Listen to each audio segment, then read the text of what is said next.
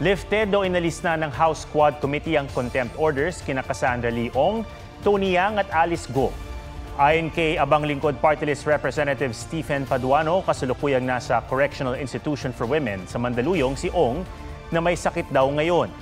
Ang businessman na si Tony Yang ay nasa kustudiya ng PAOK pero na-confine daw sa isang ospital sa Taguig. Na-cite in contempt siya noong Setyembre dahil sa umano'y pagsisinungaling sa pagdinig. Si Go naman ay nakakulong sa Pasig City Jail at may kasong qualified human trafficking kaugnay ng pagkakasangkot umano niya sa Pogo Hub sa Bamban, Tarlac. Nilift din ng contempt kay Police Major Leo Laraga sa ngalan ng diwa raw ng Pasko.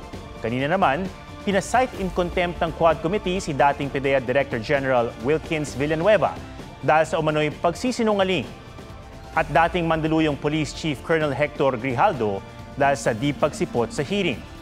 Naisilbi na ang arrest warrant or arrest order sa ospital kay Grijaldo. Huwag magpahuli sa mga balitang dapat niyong malaman.